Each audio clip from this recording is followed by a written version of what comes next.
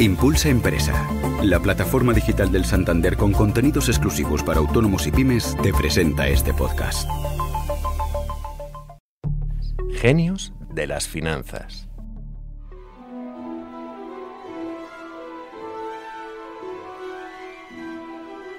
Cuando escuchamos esta melodía, nuestra imaginación se sube a un tren y viaja a Hogwarts, la famosísima escuela de magos en la que estudió Harry Potter, probablemente el personaje de ficción más influyente de la literatura infantil y juvenil de las últimas décadas. En pocos años, la autora de la saga de Harry Potter, J.K. Rowling, pasó de vivir con estrecheces a amasar una fortuna de 945 millones de libras. Y para saber cómo lo hizo, pues están hoy conmigo Clara Ruiz de Gauna, redactora jefe de Expansión y autora de la saga sobre personajes financieros que publica todas las semanas Expansión, y Antonio Santamaría, redactor de este periódico también, especializado en mercados. Bienvenidos a ambos. Hola, Maya. ¿Qué tal, Maya? Clara, bueno, hay genios de las finanzas poco conocidos, pero en este caso, desde luego, estamos ante una auténtica celebridad que se ha hecho rica escribiendo libros a priori para niños, pero que se han leído millones de personas, grandes y pequeños, en todo el mundo.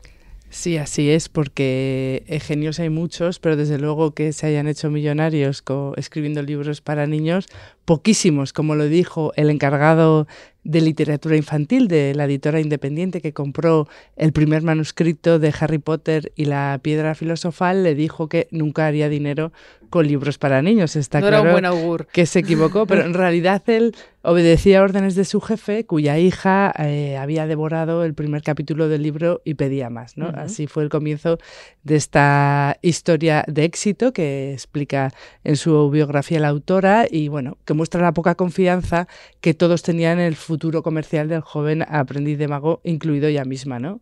Por este anticipo se le pagó apenas 3.000 euros por los derechos y ya en junio de 1997 llegaba al mercado el inicio de una de las sagas más exitosas de todo el mundo, de todos los tiempos, casi con 500 millones de ejemplares vendidos. There's no question, it's a publishing phenomenon. Some of the people here have been queuing for 18 hours. Claro, el éxito cosechado por J.K. Rowling fue monumental, desde luego. Harry Potter se convirtió en un fenómeno editorial y cinematográfico, pero los comienzos de la escritora fueron muy complicados, ¿no? Harry Potter came to me on a train in 1990. Sí, así es, como estamos escuchando a esta genial autora, la idea de escribir la saga se le ocurrió en 1990. Estaba en un viaje en un tren de Manchester a Londres, el tren tuvo problemas y el viaje se retrasó 4 horas, ¿no? Lo que para algunos puede suponer una inconveniencia, desde luego para ella fue esta idea mágica que se le ocurrió en el retraso, la idea de la escuela de magos, ¿no? Esa idea, en cualquier caso, como todas las buenas ideas, tardan en fraguar. Y bueno, en 1994 estaba separada, tenía una hija pequeña, no tenía empleo y vivía gracias a las ayudas del Estado, ¿no? Que casi estaba ella inmersa en una novela de Dickens, ¿no? Y fue así, y fue de esta manera y en este momento cuando completó su primera novela. En cualquier caso, 12 editoriales rechazaron el manuscrito de Harry Potter y la piedra filosofal y finalmente, como comentábamos antes, la publicó Bloomsbury en 1997 y 5 años después se publicó la película del mismo nombre, dando inicio a la saga cinematográfica y ya empezando a resonar las cantidades de millones que luego hizo la autora, ¿no? Para alcanzar el patrimonio de 1.000 millones de euros que comentábamos antes. Uh-huh. A la señorita Hermione Granger, por el uso de la fría lógica, cuando otros estaban en peligro, 50 puntos. Clara, imagino que el éxito mejoró sensiblemente la situación financiera de J.K. Rowling, ¿no? Sí, así es. Como decíamos, amasó un importante patrimonio. Seguramente podría haber sido más. Ella no es una persona muy obsesionada en amasar dinero. Ella dice que podía haber tenido mucho más si se hubiese trasladado a un paraíso fiscal, pero que bueno, que nunca quiso ese estilo de vida ni ese prescindir de la rica historia de su país solo para evitar el pago de elevados impuestos, bueno, y al final inculcar eso a sus hijos, ¿no? Esos valores.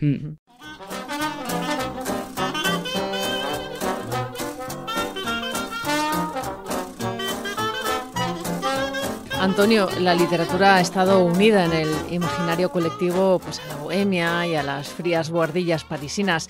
Imagino que no hay muchos escritores que se hayan hecho ricos, al menos a ese nivel. ¿Hay algún caso similar a J.K. Rowling? Hay una escritora que le disputa el puesto en el ranking de patrimonio, dependiendo de la fuente a la que se acuda.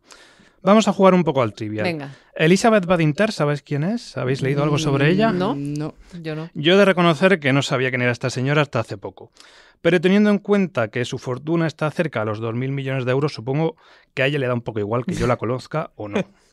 Ahora bien, buena parte de su riqueza se debe al paquete accionarial que heredó en Publicis Group, empresa de publicidad y relaciones públicas fundada por su padre con más de 20.000 millones de capitalización. Tampoco quiero decir con esto que Badinter no tenga libros de éxito. De hecho, una de sus obras ha vendido más de 200.000 ejemplares solo en Francia y tiene pinta de no dejar indiferente a nadie, porque analiza si la maternidad es una nueva forma de esclavitud. Bueno, eso daría para un debate larguísimo que hoy no nos ocupa. No. Antonio, escuchándote hablar, estoy pensando que hay pocas clasificaciones en las que dos mujeres sean las primeras, ¿no? Hablando de dinero. A mí la verdad que no me viene ninguna a la cabeza. Pero bueno, en el tercer y cuarto puesto ya sí tenemos a hombres. En concreto a James Patterson, autor de las novelas protagonizadas por el agente del FBI Alex Cross, y Stephen King, que este sí lo conocemos todos, ya que ha escrito El Resplandor, La Torre Oscura, It, que es esta del payaso diabólico asesino, y en los últimos tiempos se pelea mucho con Elon Musk en Twitter y por eso también salen las noticias mucho. Bien por Stephen.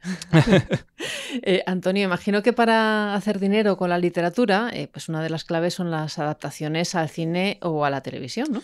Pero en el caso de J.K. Rowling no hace falta ni la gran pantalla para obtener ingresos astronómicos. Tengamos en cuenta que libros de Harry Potter se han vendido 450 millones, 7 de ellos están en mi habitación.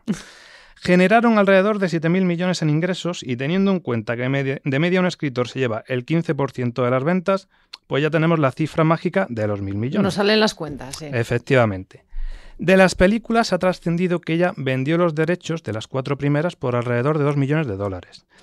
Pero entre que para las otras 4, porque hay que recordar que la séptima película se dividió en 2, negoció en una mejor posición y que de cada una le correspondió un porcentaje del beneficio, el New York Times calcula que en total se embolsó 650 millones. A esto hay que sumar la saga de Animales Fantásticos, El legado maldito, que es una obra de teatro, y la zona de los parques temáticos de Universal dedicada a Harry Potter, por la que también se lleva un porcentaje de la venta de entradas. Vaya, que le da para comprar 5 castillos de Hogwarts fácilmente. Y encima, HBO Max va a sacar una nueva serie en la que cada temporada girará en torno a uno de los libros. Pero bueno, aparte de todo este dinero hay que tener en cuenta que ha pagado muchos impuestos, como decía Clara, y además es muy generosa con su ONG. Bueno, está claro, eso sí, Antonio, que es un caso como muy excepcional, ¿no? En la industria... Sí, pero, de la literatura y pero derivados. Lo normal es que los escritores obtengan más dinero por las ventas de sus libros que por sus adaptaciones en el cine o la televisión. Aunque hay excepciones que es cuando una serie o película pues es un éxito absoluto y es la típica que no paramos de comentar los lunes en el trabajo.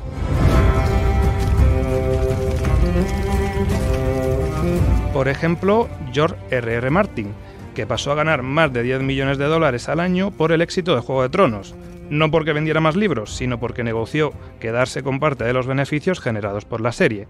En este sentido, el cómo se negocian los contratos también es muy importante. Stephen King, por ejemplo, establece en sus acuerdos un plazo de unos 2 años para que el estudio interesado en una de sus obras la adapte a la gran pantalla, y si pasado ese tiempo estipulado no lo hace, pues el escritor puede volver a vender estos derechos a otro interesado. Uh-huh. Clara, a J.K. Rowling se le conoce pues sobre todo por Harry Potter, pero en los últimos años se ha dedicado a escribir una saga de novela negra para adultos con el seudónimo de Robert Galbraith. El protagonista es pues, un detective que se llama Cormoran Strike y de varias de esas novelas se han hecho miniseries de televisión que se pueden ver en HBO y, por cierto, os digo que tanto las novelas como la serie están muy bien si os gustan las novelas de detectives.